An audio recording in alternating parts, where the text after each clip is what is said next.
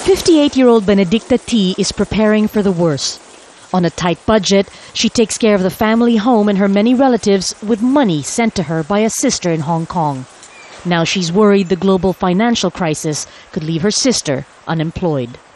Panggastos dito sa bahay, bayarin. We live on what she sends us, she says. It built the house, puts food on the table, and pays the bills. It would be a big problem if she loses her job. It's all we have. Benedicta says her sister Soledad left for Hong Kong 22 years ago to support the family. She's been working there as a domestic helper ever since. They get around $200 from her every month. It's barely enough to survive. There are 8 million overseas Filipino workers, or OFWs. That's 10% of the country's population. Now, last year, they sent home some $15 billion.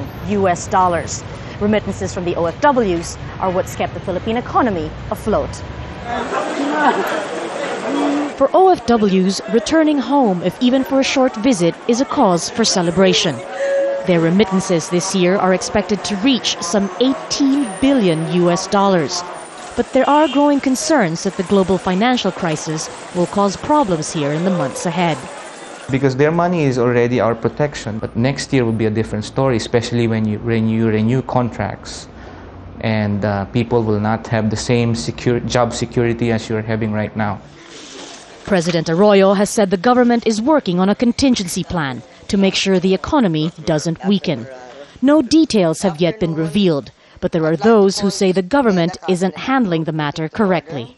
The government is also is hell-bent in implementing also the neoliberal policies of deregulation, privatization, and liberalization, where there are more and more Filipinos who will be out of jobs, and that more and more migrants will be forced to migrate. For Benedicta, it's an unending cycle. 2 of her brothers tried their luck abroad and came home defeated. Now a niece has also left to seek employment elsewhere. Filipinos blindly leave the country for the sake of our families, she says. But so many lives are broken.